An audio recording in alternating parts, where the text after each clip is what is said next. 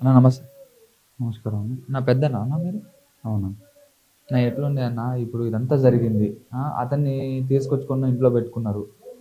మొత్తం మీరే సాదారు. మీరే చేశారు. వాళ్ళమ్మ వాళ్ళ మాటలని చెప్పి చంపేశారని చెప్పి అందరూ అంటున్నారు. మరి దీంట్లో ఎంతవరకు వాస్తవం ఉంది? ఏం జరిగిందన్న? నిజం చెప్పాలంటే పెళ్ళైనప్పటి నుంచి అంతా నటించిండన్నట్టు ఎక్కువ. మామూలుగా మంచి కాదన్నట్టు ఎక్కువ మాట్లాడాడు. ఇన్నోసెంట్ అని చెప్పేసి అన్నట్టు మాట్లాడిండు కొంచెం. ఇక కూడా ఎవరితో మాట్లాడకపో. మాట్లాడితే ఇన్నోసెంట్ లాగా మనకు అనిపిస్తది. ఆళ్ళకి ఆటోమేటిక్‌గా అనిపిస్తది. ఇప్పుడు చంపేదాకా మనకి ఏర్పడలేదు. అది నటన అని చెప్పేసి.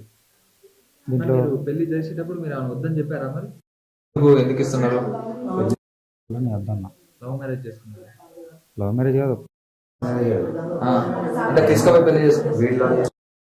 చెల్లెలు లవ్ చేయలే వద్దని చెప్పేసి అన్నది. రోజు మెసేజ్‌లు చేసి ఇరిటేట్ చేసి ఆఖరికి వస్తే అందరి కాళ్ళు పట్టుకొని ఎక్కడ దొరికితే అక్కడ మీ చెల్లి అంటే నాకు ఇష్టం అని చెప్పేసి మా అన్నదమ్ములు అందరిని అడిగితే అప్పటికి మెల్లి ఆలోచిస్తే సరే అని చెప్పమంటే అనుకున్నాం. కానీ మా చెల్లి అప్పటికి వద్దు అన్నది. మెల్లిమెల్లిగా దాని వీక్ పాయింట్ ఏం చెప్పానంటే తనకు కొంచెం గిఫ్ట్ అంటే ఇంట్రెస్ట్ ఉండే. గిఫ్ట్స్ ఎవరు ఇచ్చినా కానీ తీసుకుంటుంది. ఇక దాంతోపాటు వీడు ఏం చేసిందంటే ఐఫోన్ అంటే ఇంట్రెస్ట్ ఉన్నది అమ్మాయికి అని చెప్పేసి ఐఫోన్ గిఫ్ట్ ఇచ్చింది స్టార్టింగ్లో. ఫస్ట్లో పెళ్లి చూపులు జరిగినాయి ఫస్ట్ వద్దని చెప్పన్నాం. దాని తర్వాత మళ్ళీ ఒక నెల రోజులకి మెసేజ్ చేసుకుంటూ వద్దన్న కానీ పంపించింది వాట్సాప్. నువ్వు నన్ను ప్రేమించకున్నా సరే పెళ్ళి చేసుకోకున్నా సరే కానీ నేను ఇచ్చిన గిఫ్ట్ అయితే తీసుకొని చెప్పేసి అన్నాడు. సరే తీసుకోమన్నాడు కదా మరి నాకైతే నేను తీసుకుంటే మళ్ళీ ఇయ్య అని చెప్పేసి మాట్లాడాను. నార్మల్ ఎట్లా మాట్లాడుతా ఆ టైంలో అది నీ ఇష్టం నీ కర్మ అని చెప్పేసి మాట్లాడతాం. పంపించమంటే నీకు పంపించేస్తా తీసుకోమంటే తీసుకుంటా. నాకు అవసరం లేదు చెప్పాలంటే నీ ఇష్టం అని చెప్పాను మెసేజ్ పెట్టింది ఫస్ట్. నాకేం అవసరం లేదా నీకోసం కొన్నా కాబట్టి నీకే ఉండాలి అని చెప్పేసి 50,000 60,000 పెట్టి కొని ఇచ్చిండు స్టార్టింగ్లో. మళ్ళీ దాని తర్వాత ఇక మెసేజ్ చేయడం మెల్లిగా మొదలుపెట్టిండు. మరి మా చెల్లి ఏమనుకుందో తెలియదు కానీ తను కూడా మెసేజ్ చేస్తూ మొదలుపెట్టింది. ఇక వాళ్ళ అమ్మని ఒప్పించి తీసుకొచ్చి మాట్లాడిండు. మాట్లాడిన తర్వాత ఓకే అని చెప్పేసి అనుకున్నాం. తెల్లారి మళ్ళీ వాళ్ళు రాలేదు. నెక్స్ట్ డే వచ్చారు. నెక్స్ట్ డే వచ్చి ఇక బట్టలు కూడా తీసుకోవడానికి కొంచెం అటు ఇటు ఓకే అని చెప్పి మాట్లాడుకున్నాం. వాళ్ళు పైసలు తీసుకున్నారు, మాకు కూడా కొన్ని ఇచ్చారు. వాళ్ళు ఒక 30,000 ఇస్తే మాకు ఒక 10,000-20,000 అట్లా ఇచ్చారు. షాపింగ్ అయిపోయింది మరి. అంటే మాటలు లేవు మధ్యలో ఇక 1 వీక్ దాకా మాటలు. షాపింగ్ మాది అయిపోయింది. షాపింగ్ అయిపోయింది. ఆ విషయం నాకు తెలియదు. నేను ఇక్కడ లేను కాబట్టి. ఫస్ట్ ఒమాన్లో ఉన్నట్టు ఇక్కడ లేదు, వేరే కంట్రీలో ఉన్నాం. ఆ విషయం నాకు తెలియదు ఫస్ట్. ఇక ఈ విషయాలు నాకు తర్వాత చెప్పారు అవన్నీ. సరే అయితే మరి ఒప్పుకున్నది కదా చేయరని చెప్పి మాట్లాడినా. ఒప్పుకుంటే మరి ఏం చేస్తాం. కానీ అప్పటికి చెల్లికి ఇష్టం లేదు. మళ్ళీ చెల్లికి ఇష్టం లేదు కానీ ఇష్టం లేదు. బలవంతం. దాని తర్వాత ఏం జరిగిందంటే వాళ్ళ అమ్మ నాన్న అట్లనే వాళ్ళ అన్నదమ్ములు బలవంతం చేసి వేరే పెళ్లి చేస్తానని చెప్పాలంటే వీడు చేసి నేను వైష్ణవి పెళ్లి చేసుకుంటా అని చెప్పేసి సూసైడ్ చేసుకున్నాడు. అంటే అటెంప్ట్ చేసిండు. బై మిస్టేక్ మళ్ళీ బతికిపోయినాడు. అంటే కావాలని చెప్పి కొంచెం తీసుకున్నట్టు అనుకోవచ్చా లేకపోతే పెద్ద మొత్తంలో తెలియదు. డ్రామా కూడా కావచ్చు. కాకపోతే 1 వీక్ నుంచి ఉన్నా అని చెప్పేసి అన్నాడు. ఇక దాన్ని బట్టి మరి ఎట్లనో ఒక వారం రోజులు వాడు అట్లనే ఇరిటేట్ చేయంగా మాట్లాడంగా మళ్ళీ వద్దని చెప్పేసి అనుకున్నాం.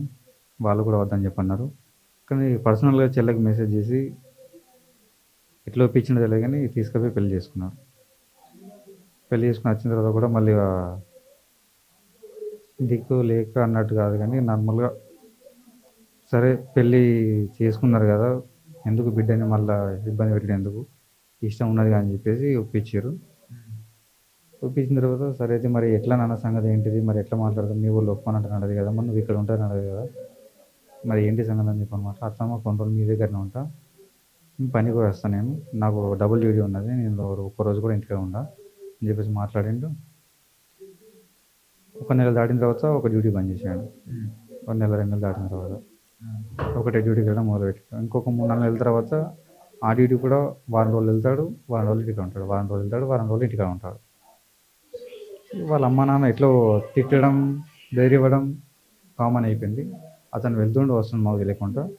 ఒక 6 నెలల తర్వాత బయటపడ్డది. దాంతో మా చెల్లెని కూడా వెళ్ళి రామ్మ మరి ఏంటి సంగతి ఎట్లా ఉన్నది పరిస్థితి ఏర్పడుతుంది అని చెప్పేసి పంపించినాం.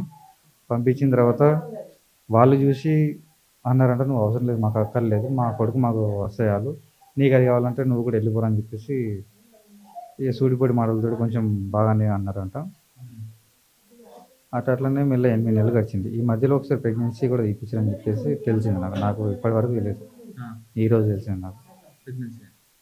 ప్రెగ్నెన్సీ అయితే ఒకసారి తీపిచ్చేసింది, వాడు తీపిచ్చేసినాడు అంటే మీ ఇంట్లో తెలియకుండా. ఎవరికి తెలియదు. దాని తర్వాత ఈ సెకండ్ ప్రెగ్నెన్సీ అయిన తర్వాత సంతోషంగా అప్పుడు వాళ్ళు వీడియోలు తీసుకుంటారు, అంతకుముందు వీడియోలు తీసుకోలేరు. పెళ్ళైనాక కొన్ని రోజుల తర్వాత స్టార్ట్ చేశారు కాబట్టి ఇక సంతోషంగా ఆ వీడియో కూడా తీసుకొని చెప్పేసి వీడియోలు అన్నీ స్టార్ట్ చేశారు. ఆ వీడియోలు మొదలు పెట్టారు.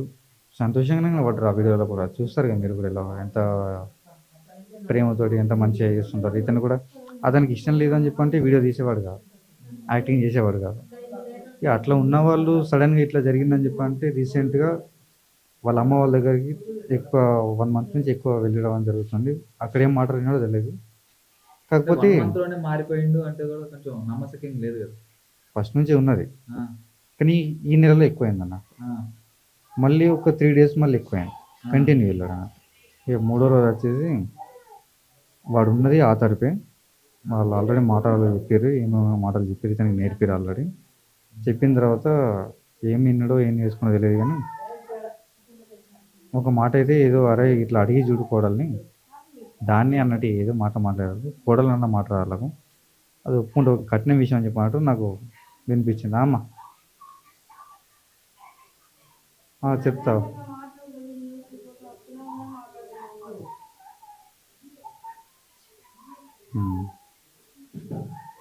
చెప్పాలంటే ఏం లేదు బ్రదర్, నార్మల్గా ఇప్పుడు వాడు నమ్మించి మోసం చేశాను కాబట్టి వాడికి ఖచ్చితంగా ఉరి శిక్ష పడితే బెటర్. వాళ్ళ అమ్మ కూడా జైలు శిక్ష పడడం మాకు పర్లేదు. వాడు బయటకు వచ్చినంటే మేము ఆల్రెడీ అందరం రెడీ ఉన్నాం వాడిని చేసేయడానికి. బయటకు వస్తే ఓకే, లేకపోతే ఉరి శిక్ష పడ్డాను ఓకే. అంటే చట్టం అయితే ఖచ్చితంగా చట్టం నమ్మకం ఉందా మీకైతే? లేదు నాకైతే. ఎందుకు నమ్మకం లేదు అనుకుంటున్నా అంటే చాలా మంది కూడా జైలుకు పంపిస్తారని చెప్పేసి అనుకుంటున్నా. జైలుకు శిక్ష అయితే పడచ్చు, కానీ ఉరి శిక్ష అయితే ఖచ్చితంగా పడని చెప్పేసి నాకు నమ్మకం ఉంది.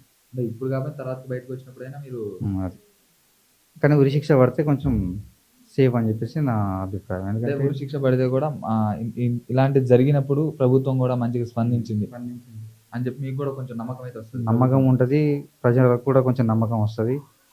వెంటనే ఇటువంటి సంఘటన జరిగినప్పుడు కొంచెం రియాక్ట్ అయింది ప్రభుత్వం, కాబట్టి మనకు కూడా న్యాయం జరుగుతుంది అన్నట్టు వాళ్ళకు కూడా ఉంటుంది అన్నట్టు.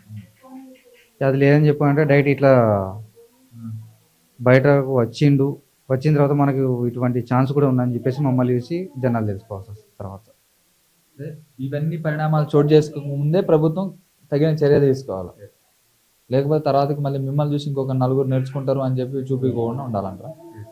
నేను చెప్పేది ఎగ్జాక్ట్లీ అదే. కాబట్టి ముందే చర్యలు తీసుకుంటే బాగుంటుంది. అంటే ముందే చేసుకోవాలి చర్యలు, లేట్ అయ్యే కొద్ది పరిణామాలు చోటు చేసుకుంటారు.